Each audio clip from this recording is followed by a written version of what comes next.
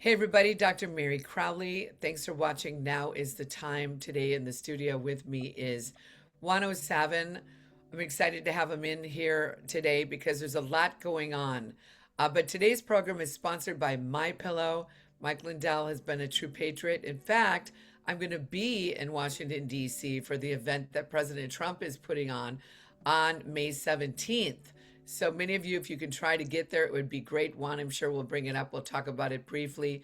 But I first interviewed Mike Lindell in Washington, D.C. in December of 2020. And he's a true patriot. He's really suffered a lot for what he's done to his business. So let's try to support this mega sale. Let's roll that commercial, please. It's finally here, our second annual mega sale. This sale only comes around once a year, so take advantage of the best offers ever while you can. For example, save 50% on our Giza Dream bed sheets, as low as $29.98. And for the first time ever on TV, My Pillow mattresses and My Pillow mattress toppers, as low as $99.98. And you save 50% on our Lux Pure 6-piece towel sets, regular $69.98. Now only $39.98. And our best-selling standard My Pillows, regular $49.98, on sale for $17.98. Wait on it, mega sale only $14.98. So go to mypillow.com or call the number on your screen. Use this promo code to take advantage of our second annual mega sale. But wait, there's more. To make the mega sale even more special, when you order right now, your order's going to ship absolutely free. Anyway, yes, you can go to mypillow.com, put in my promo code Meri, M-E-R-I, right in the middle of America, and get a great discount. It will help Mike Lindell. It will also help my show. Thanks. It's a great situation, great deals right now. So anyway, Juan, it's good to have you in. It's been quite a while. We've both been busy. I've been traveling all over the country. You've been traveling all over the country. But really quickly, before we get into other stuff, this weekend on May 8th and May 9th, it's Friday evening and all day Saturday and Saturday evening, we've got our 8th Open the Heavens event in Las Vegas. Juan will be there, but he's going to be having to come in on Zoom because there's a wedding he's going to be at. So he's not going to be able to actually be there in person, but he will be there on Zoom. Now, Juan, you've been at two of the events in person, the Chicago and the Florida event. In fact, Scott McKay talked about it when I interviewed him the other day. He said, yeah, Juan was in front of my boss, Cinderella, signing signing your books till like 2 a.m. Oh, yep. because they shut the church down. So let me tell you this, Champions Church, it was a great event, but then you've come in on 3 via Zoom. You came into Mount Rushmore on Zoom, the Nampa Civic Center on Zoom, and I think one more. But anyway, so Juan, is going to be there. But anyway, it's going to be this coming weekend. It's free. General admission is free.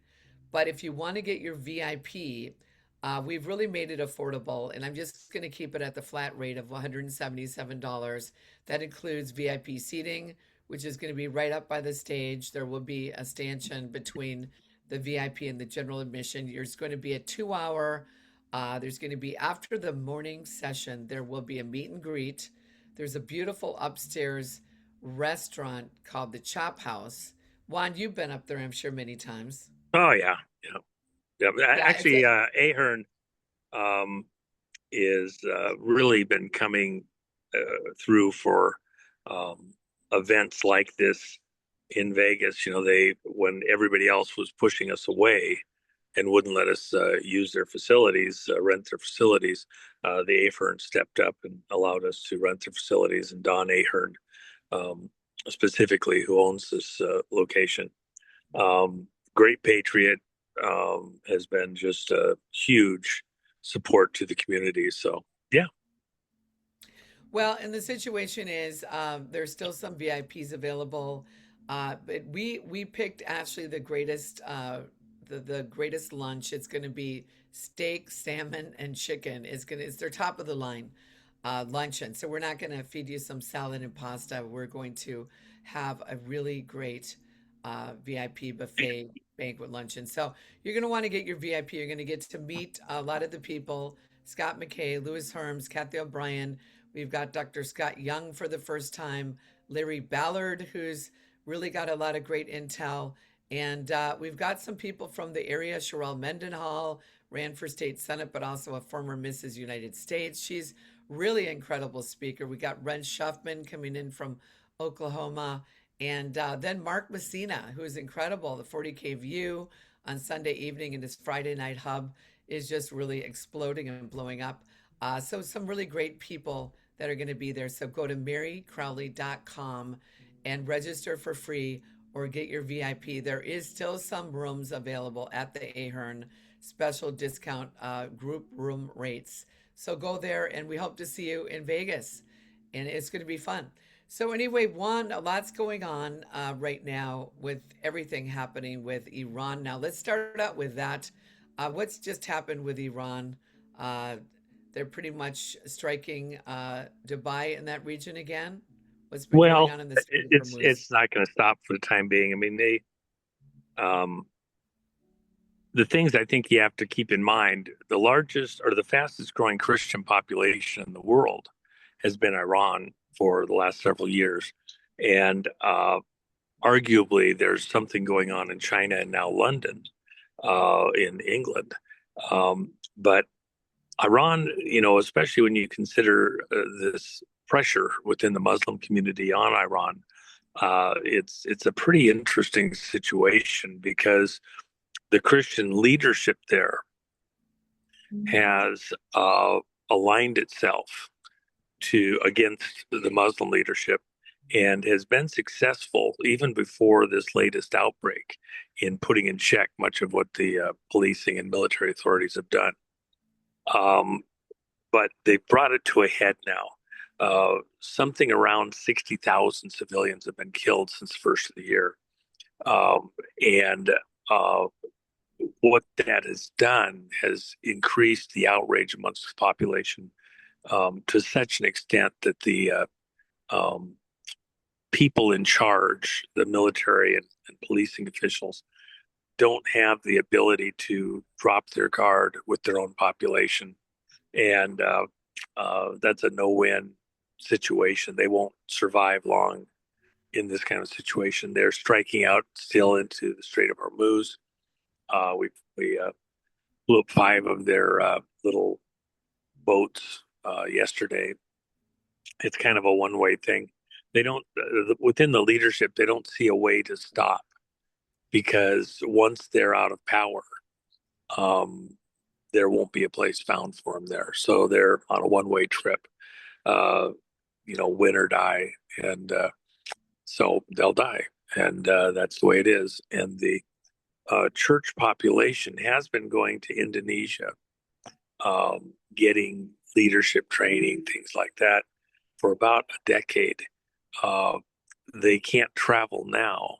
And so it's forced the church leadership to really be self-reliant and build out what they've already got within the community. And so I actually expect, once this settles down, that the church in Iran is going to emerge very vibrant, kind of an Esther flip moment. And we've been very surgical on the U.S. side about the facilities that are hit. There are facilities that Russia or China's funded, and were controlling, or places that within the regime were places that we didn't care to have continue.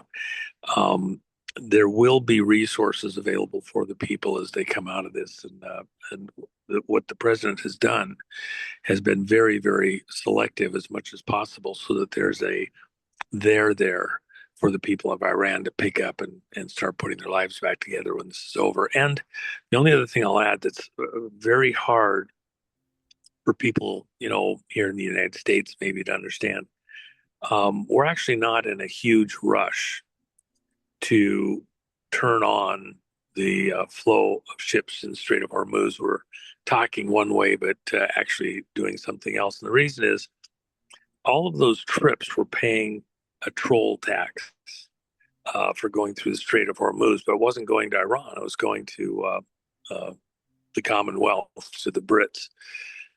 through various mechanisms, about 8 million a ship on average.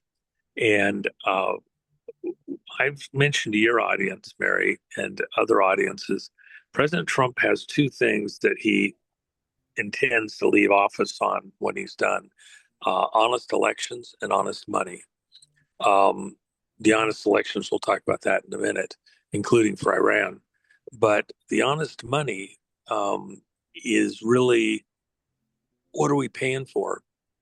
Who's in charge of it? This global cabal organization network of very wealthy people and royalists, mostly the 13 royal families, of which the Brits are at the head of the table. They have been manipulating a lot of these conflicts around the globe from behind the scenes and making huge money. The idea is divide and conquer.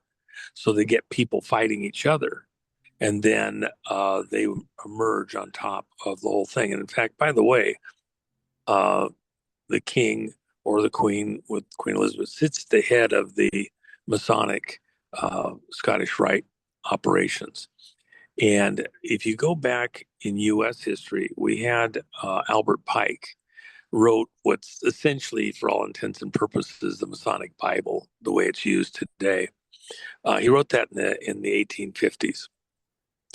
And Albert Pike, in the middle of the book, which he wrote in green ink, in to honor the spirit that taught him everything that he had in the book, because the spirit was green. He says, "Let there be no misunderstanding. The God whom we serve is Lucifer." And then, of course, the green ink, the green spirit, well, for he hid amongst the green leaves of the garden, is the way that they would say it, camouflaged, chameleon-like, until the right moment to approach Eve. And in the book, he also says that in order to bring about their New World Order, which is what they want to do, which is what Washington, D.C., all the imagery, all the iconography is tied to Masonic themes. And so, and in our military, many of them are Masons within command positions. Same thing in a lot of the politics. The Masonic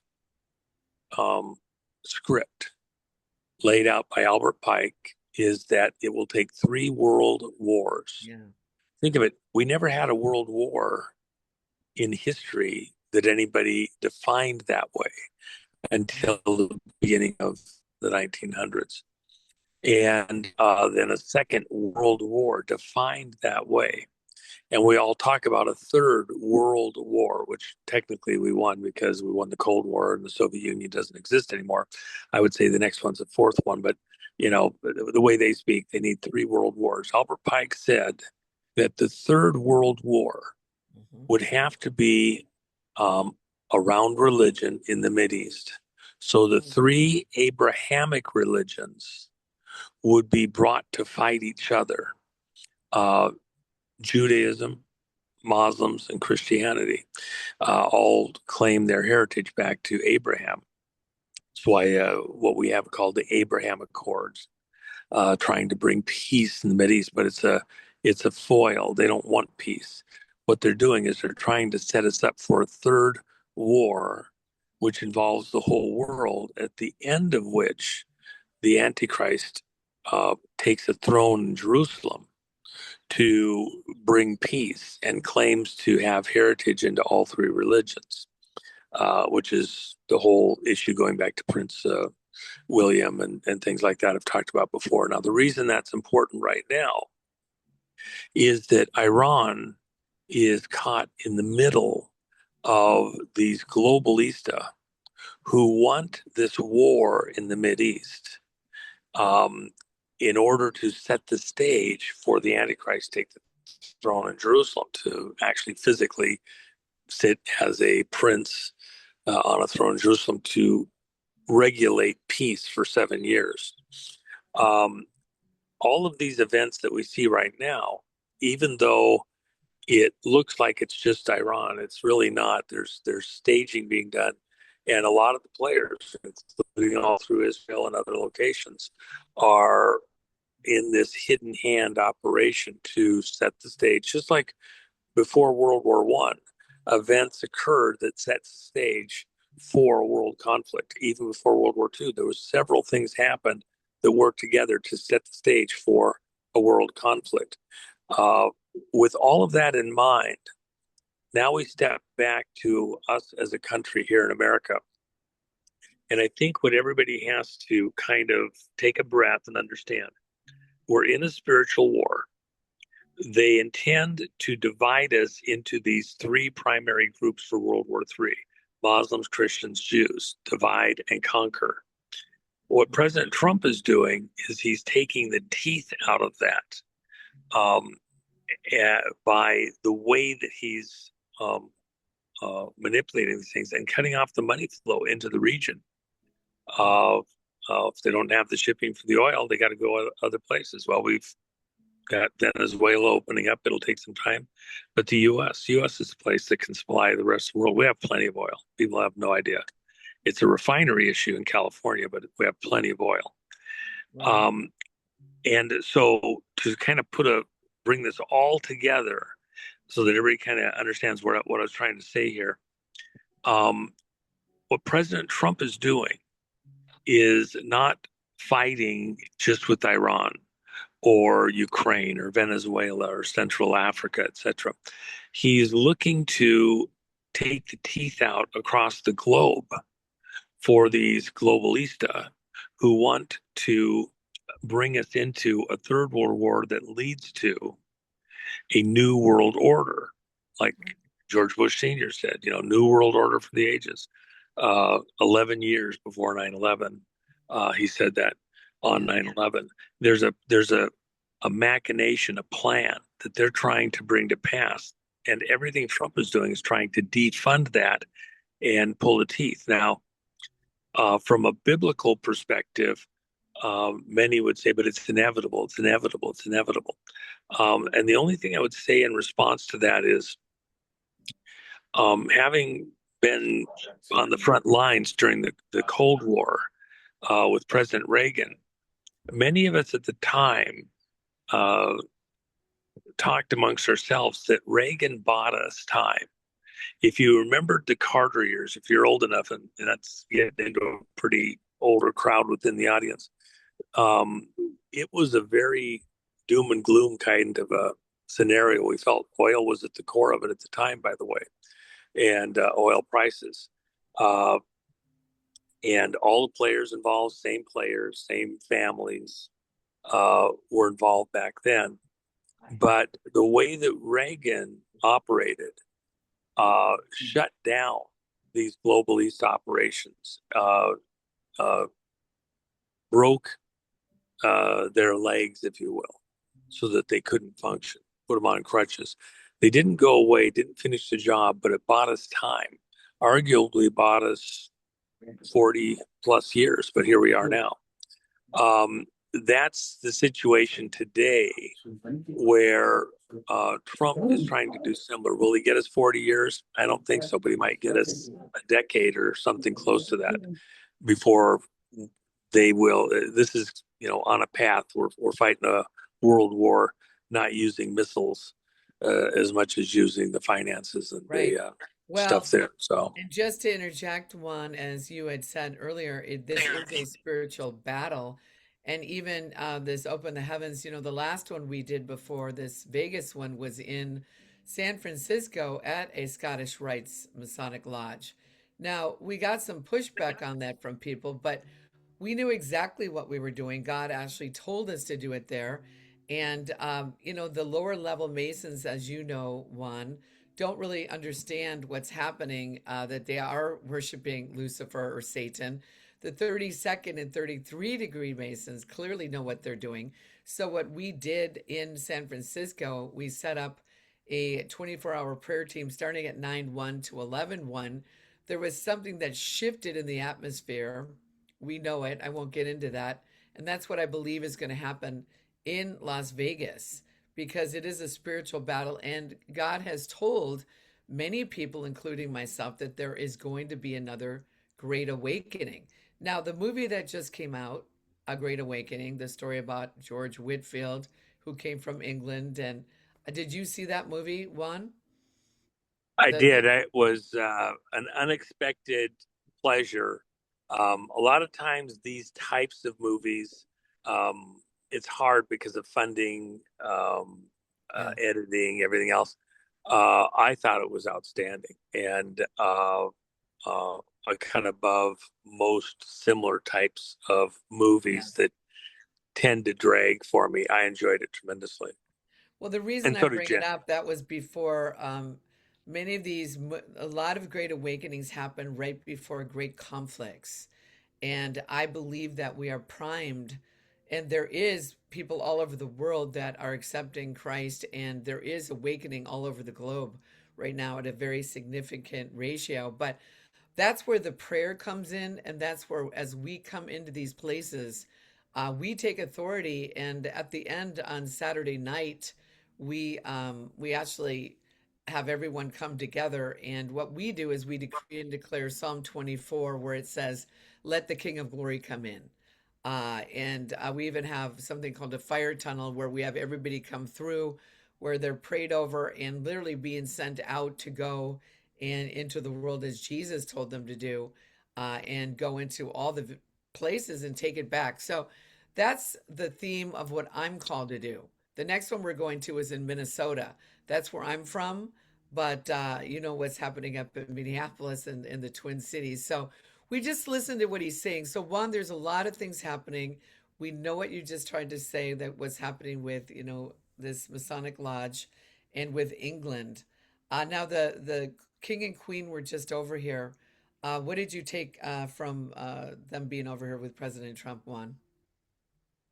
Well, okay, so give me a second or two to kind of build up to it. So Jen uh, was out shopping the other day. We were in Vegas and did something that she's never done before. She's never done it her whole life. This is like, I don't know, 3 weeks ago, 2.5 weeks ago.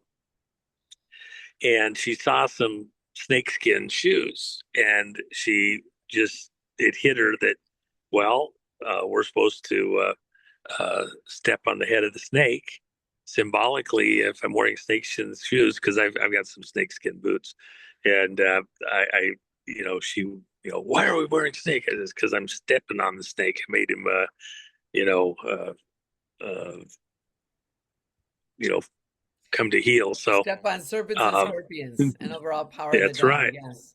Yes. That's right. So Jen bought these. She showed them off, and it was very fun. And we were talking about, well, of course, um, we talk about the royal family, the British royal family. They believe they're the descendants of Cain, and Cain, within the occult, is believed to be the child of a sexual relationship between Eve and Lucifer, the serpent, the devil, and so who was cursed and made to crawl upon the earth, cold-blooded.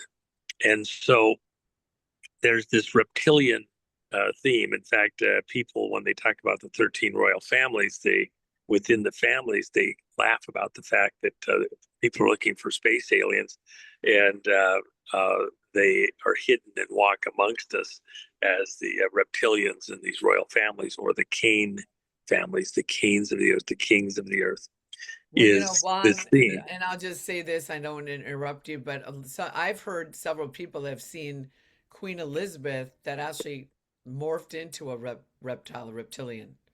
There's been people that have seen that. So anyway, continue. Well, and of course, that's David Icke and some of the Yeah. things that were, and there is some science, by the way, that may back that up, where um, wavelengths of light that would come off of somebody would affect the way that you would see them potentially. So it's not completely out there, but it's an interesting, fun conversation, if you will.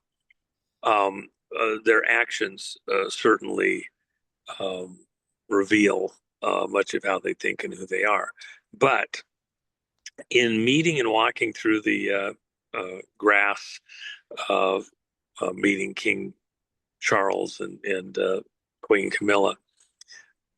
Melania, we noticed, was wearing snakeskin shoes.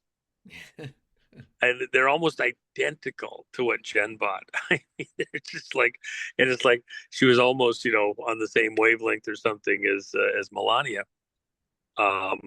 And what was the symbology? Remember, the president communicates to the world with the language of semaphore, the language of flags, and the person that flies the flag, it's not at a location, the Pentagon, Mar-a-Lago, Washington, whatever. It's the person of Melania. The dresses she wears have symbolic meaning within the language of flags, communicating thoughts, ideas, etc. So here they are meeting with the royal couple who claim heritage back to Cain and a reptilian connection. And so what does Melania do? Wear snakeskin shoes. We're stepping on what they're trying to do to America. And by the way, they didn't come here voluntarily completely. They were forced to come here. They did not want to come. They'd rather have had Trump go to them. No, they had to come here. And there's a lot of symbology in that. There's things going on in the banking world and the military that, including this troll tax that the Brits have been waging in the Mideast forever. And that's all coming to heel. And so, Juan, remember when Prince Charles was in his coronation? Remember there was some green man that came, like in the background, you could see cross over a door. Yep. Remember when that happened? What was that? Yep. Well, again, some of the stuff that happens, you think it looks haphazard or incidental, and in reality, they stage things for symbolic meaning. I'll use an example. The death of Princess Diana was not as happenstance, in my opinion, as you would think. And I'll tell you the thing that's the most telling in that. Things that happen in Prince William's life have happened with exacting precision, days, hours, minutes, all through his life, because there's Merlins behind the scenes that are orchestrating every second of his life. Go ahead. Did you know that he was born at Balmoral? I was told on the summer solstice. Oh, of course, yeah. That's the whole point. He is the moon child, which Aleister Crowley wrote about in his book, The Moon Child, which is we saw a variation of it with Rosemary's Baby. This has been a theme going on forever. There's lots of stuff, if you knew what you're looking at, that happened at the time of his birth with people around him, kind of like John the Baptist announcing his arrival. And so he was born not by accident, but on a schedule. Even where Diana said they're not human, there was all sorts of rituals went on. She had to be impregnated. They love racehorses, and you can't do it with artificial insemination with racehorses. It has to be natural. So there's a certain theme that goes on there. He was conceived at Balmoral Castle, which by their way of speaking within England is the most evil place on earth. And so the conception took place there. They were Princess Diana and Charles were present there for the weeks that bracketed the time when he was conceived. Prince William was conceived.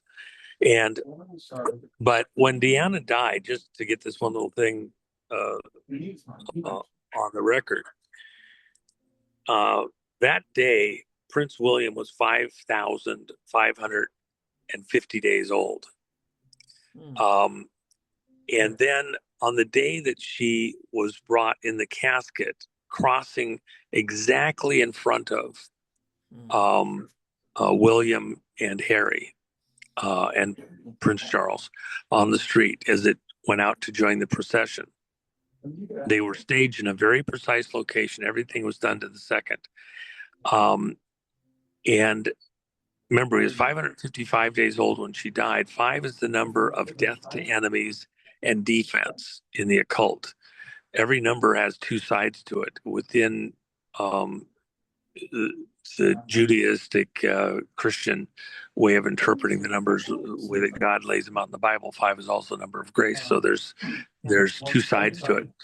But at 555 days old and plus or minus 30 seconds, when the caisson went in front of Prince William,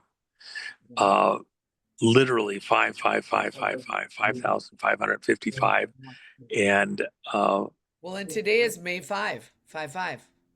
and I was actually going to go there and say that.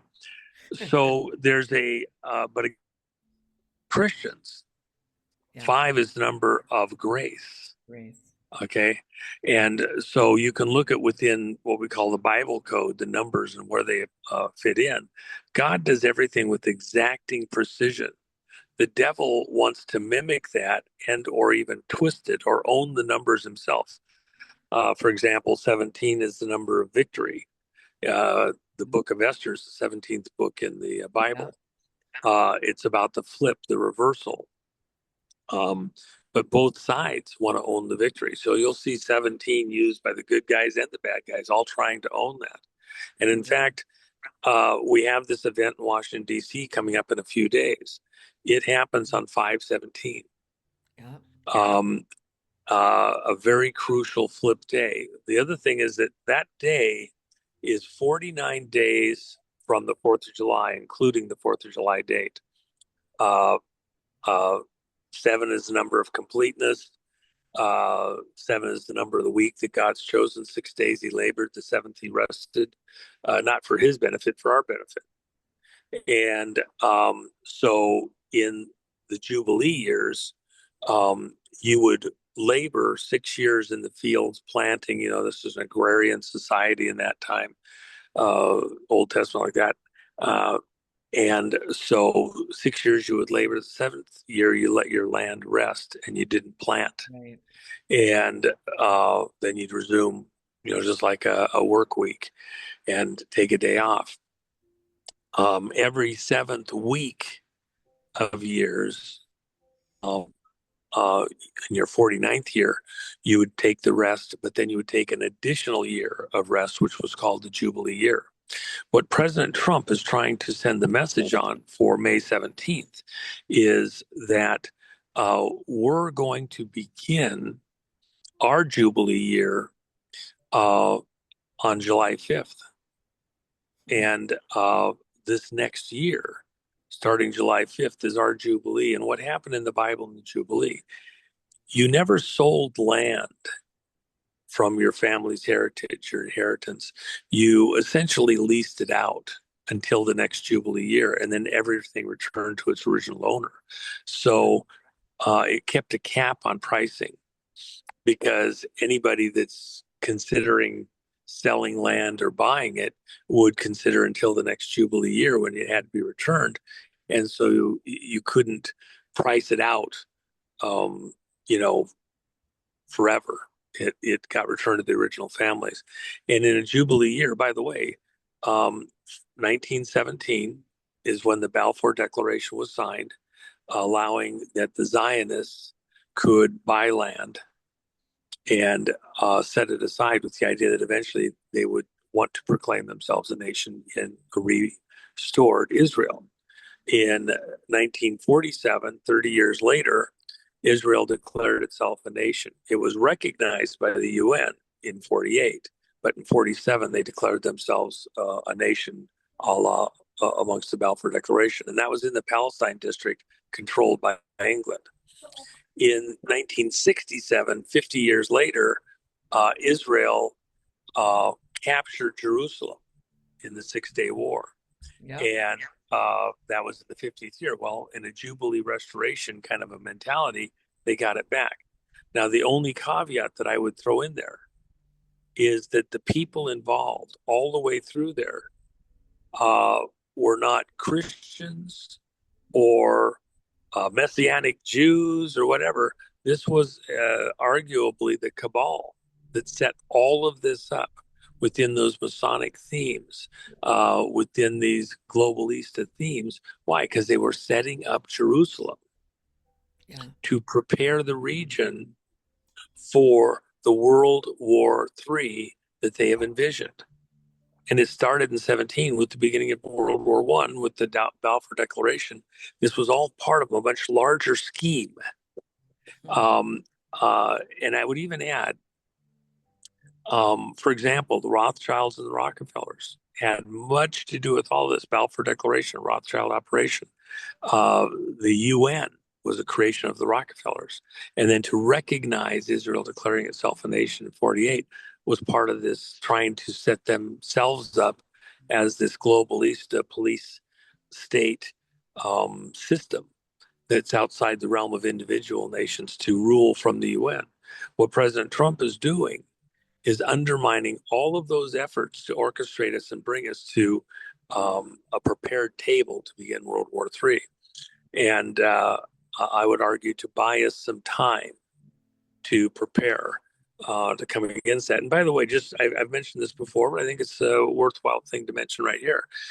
The Antichrist reigns from Jerusalem based on a 7-year agreement that comes at the end of some great cataclysmic global conflict.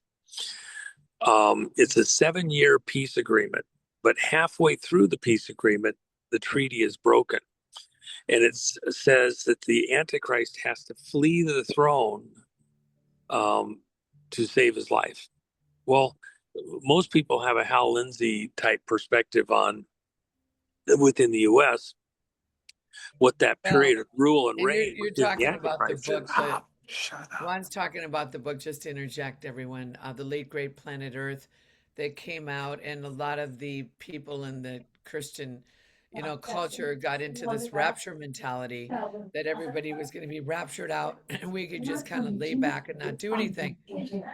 But now it's like we're talking about a kingdom where people are realizing we have to do something and take action. So anyway, continue on, Juan. Well, and the main thing is that within that kind of a perspective, the Antichrist control over the world is so extreme that you can't breathe without the Antichrist's approval somehow. And yet the fact that he has to run from the throne halfway through tells you that there's a conflict occurring. And the threat comes as on eagle's wings from the area that we call Crete and Greece, that island area to the west of Israel. So it comes out of the west, headed east, as on eagle's wings, and the Antichrist has to flee the throne. Who has the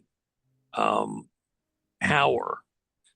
Military power. It's not protests in the street. It's not from farmland or something like that. It's an actual threat of some physicality, weapons, etc., that come very quickly. We call many of our American military aircraft Eagles. And so there's something there. And of course, our symbology as a nation, as on eagle's wings. So there is conflict and there is pushback against the Antichrist operations in that tribulation period, which is a great, great, great tribulation, obviously the worst that the world has ever seen. With that in mind, though, are we the people who will be there fighting back against this? Much of the conflict we have as a country right now goes right back to England, goes back to the Revolutionary War. That's what Wycliffe was showing. And even now, the biggest nation in the world isn't China. It's the Commonwealth, British Commonwealth. And by the way, China itself is being run by the banks out of London, the square mile. Right. So China is not all on its own. And let me just add one little thing here. There is an underground move of God. I wouldn't even necessarily call it a revival because many have never had the gospel preached to them before. They weren't like they were saved and then fell astride and everything else. Right. This is something totally new. We had information the other day. The Chinese Communist Party estimates that there are something over 500 million believers in China that they consider subversives and that they have to rein in and control. And a significant portion, more than there are a population in the United States, which is about 350 million, are healing and doing healings, and or purport to do healings in a very Christ-like fashion, that they literally have their underground church. That's important because in all these conflicts around the world, we're in a spiritual battle. And the way that we can tell that God is doing things, signs and wonders accompanying. There's a lot of talk. There's a lot of, actually very shallow activity and operations within the churches across the country and believers. And it doesn't have power following with it. And when the church, if we want to talk about a great awakening, if we want to talk about a move of God, you must have the signs and wonders accompanying. Otherwise, it's just talk. It's very shallow. Right. Well, and And let me so just, even with your events, and let me just add this one thing, even with your events, praying for people, seeing a move of God. One of the things that happened at your event out in Florida, for my own personal experience, when at the end, a few of the folks asked if they could pray for me and did. And then literally 2 days later, within the elements of that prayer, something happened that was very precisely within that I've talked about before, where a car ran a light and, was going to hit me, and another car hit that car and bounced it away from me. So, but it was pretty dramatic. well, I think and, that and there was a word of interject. knowledge that was real. Yeah, Go ahead. there was a word of knowledge, everybody. I was praying, a couple of my friends, and they had a word. One of them, Joanna, friend of mine, that said that God was going to put like a Faraday cage around Juan to protect him. And there was other things too, but that was what you were Golden describing. bars. Yeah, yeah. And it was a gold van that hit the bean black Jeep that almost hit me. So Yeah, no, it was amazing. Well, Juan, as we're coming up to an hour here, I've got another podcast in just about 20 minutes, but I wanted to interject as we're closing out here for those of you watching in my audience, and they're thinking, well, why are you talking about, like the England and all this? Well, first of all, I'll just interject something. When Diana died, I don't know, you probably remember, Juan, Queen Elizabeth was at Balmoral. Um, I remember I went to England. There was something, actually in Scotland, there was something called the Jesus Revolution that I was part of, because in this part of Aberdeen, Scotland, at the very top of Scotland, there's only 3% of Christians. So we were actually going into, I had a reality show that we were going into the streets with cameras. I actually led quite a few people to the Lord on the streets, a bunch of young people. It was really a really great event. I did several shows out of it that were broadcast around the world. But let me tell you, we were going to go to Glasgow for the day with a pastor. I thought my flight was going to leave on Wednesday, when in essence, in Europe, they have the day first before the month. And in America, it's the month and then the day. Well, somehow I got it messed up. I was supposed to have left on Monday. Well, anyway, to make a long story short, we decided we were going to go to Balmoral, and we get into the town, and a woman says, "Oh, the Queen's in residence. They've closed Balmoral." So we thought we were going into another castle. Ultimately, I'm in the Rose Gardens. I'm filming with my videographer. I go into the gift shop one, and I ask, "Okay, by the way, where's Balmoral?" And they said, "Oh, you're in Balmoral. The Queen decided to keep it open another day, and she stayed in the cottage." Well, as I made my way down to pick up, you had to pick up some little tram or something. I'm standing there with my camera. I have a new Sony VX2100 camera. And And all of a sudden I look over, everybody's milling around Juan, and there's Queen Elizabeth by the stables talking to like the head, whatever guy they call that head guy that handles the horses. But and she's getting in a Rolls Royce. God timed this perfectly, Juan. She's in the Rolls Royce. I'm by myself with my camera, right hand side drive. God speaks to me and says, "You need to look her right in the eye as she crosses by." She was 5 feet away from me. We crossed heads, and it was me, it was her.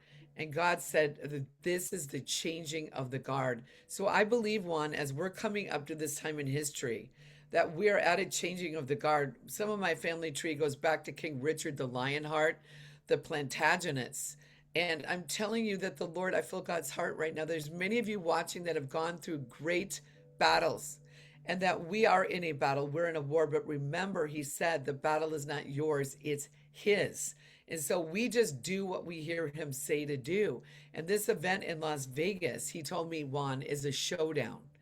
And I believe that we're dealing with the spirit of mammon, which we don't go to try to fight these demons. We speak in the authority of Christ, but I believe it's a showdown, and that we are going to see God show up and show off. So, Juan, as we close out today, in fact, let's put that flyer up one more time. Here's the Open the Heavens event this week. Friday evening starts at 6:30. We're going to have worship. We're going to have some incredible speakers. Juan will be there, but on Zoom on Saturday. He has a wedding that came up, which I think is significant. And so the Lord is bringing, Juan, you probably know this. Las Vegas is a city that has had the most marriages in all the world. People fly to Vegas to get married. In fact, they just told me on 12/12/12, there was 2 million people that flew into Vegas to get married so that they could have their date of marriage 12/12/12. So anyway, hope to see you in Vegas. And what happens in Vegas isn't going to stay in Vegas. It's going to go to the whole world. And so you can register for free or get your VIP. We're going to keep it at the $177 price. That includes VIP meet and greet, includes VIP seating, and also a beautiful buffet banquet luncheon, which is going to be a 5-star luncheon with steak and shrimp. I mean, not shrimp, but salmon and chicken. It's going to be awesome. So, Juan, last closing things that you want to say to the people as we're closing out today. Well, two things. It is a spiritual battle. Sunday, I got word that Joe Hoff was on the way to the hospital having had a stroke. He's the editor over at the Gateway Pundit. And he's a close friend. We had dinner out in Florida a week and a half ago. And super guy, just so important to the overall movement.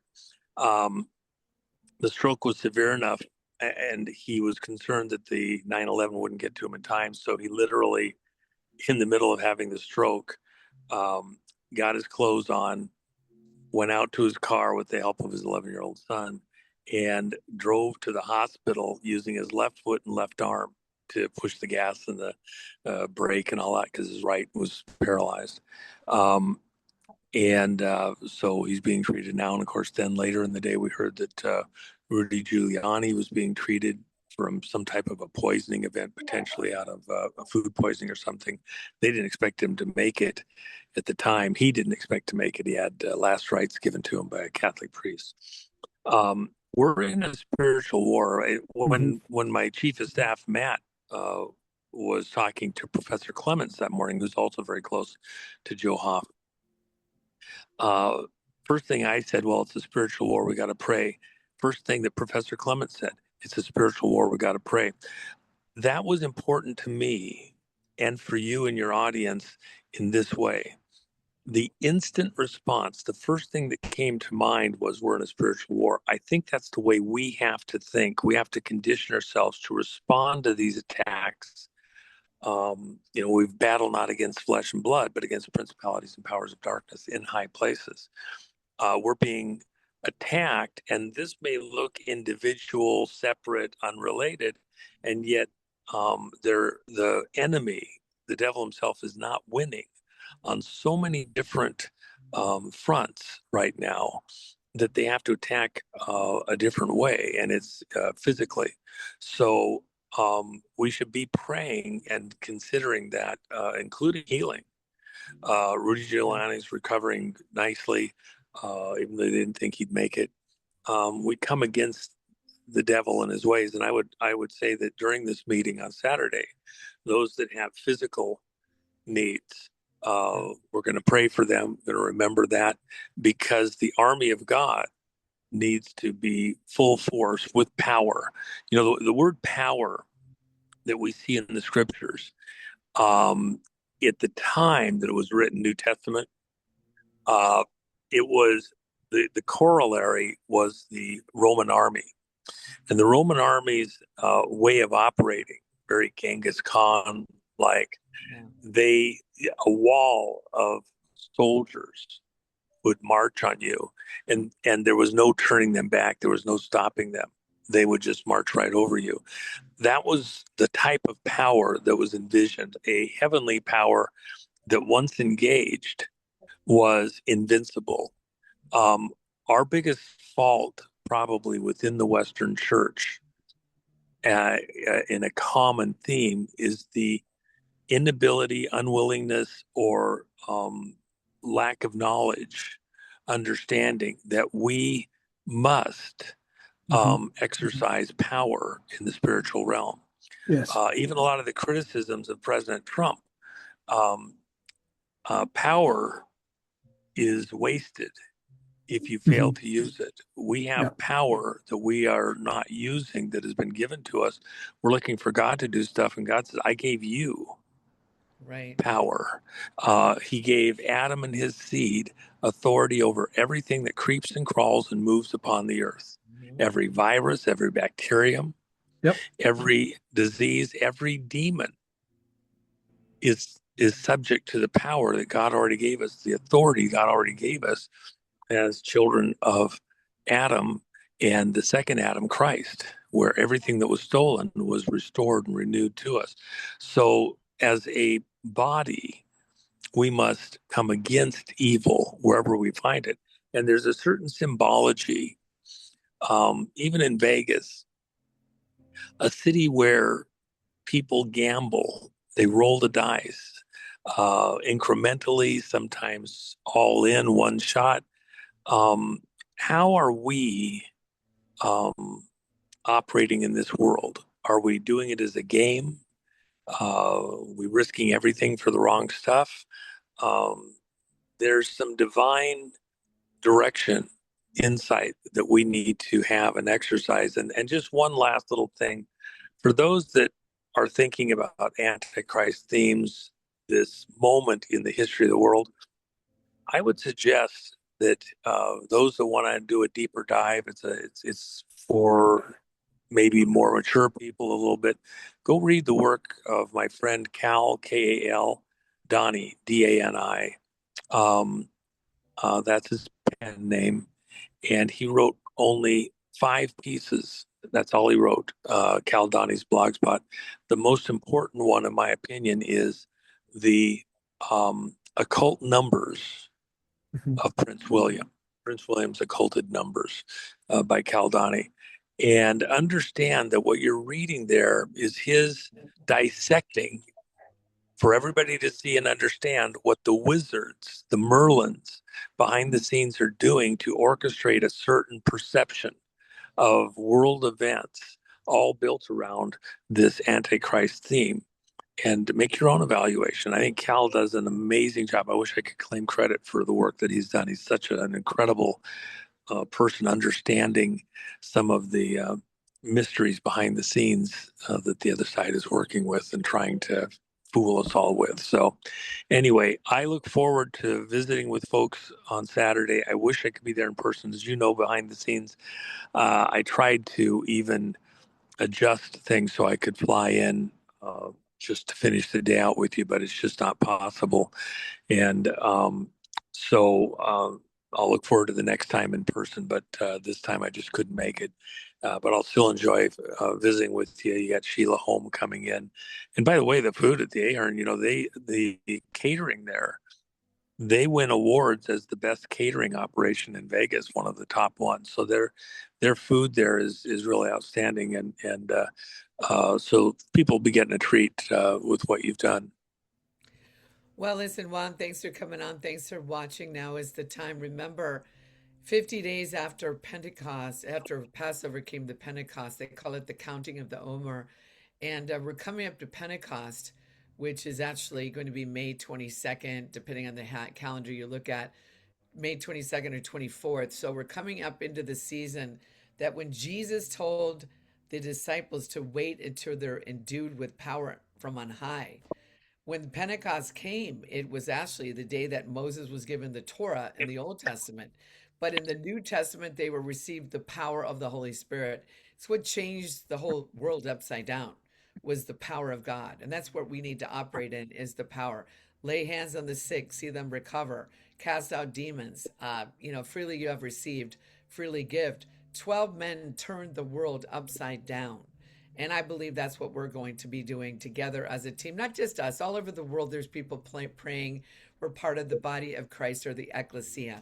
So we hope to see you in Vegas. If not, we will be streaming it on my Rumble channel. There'll be several platforms streaming it as well. I know Rick at Plus to Teach, his new faith and family channel is going to be streaming it. I think SG and Mate. Who knows? We've got a number of people streaming, including on my Rumble channel. So please follow, subscribe, and share this with as many people as you can. And if hopefully we'll hope to see you in Vegas. God bless you. Thanks for watching.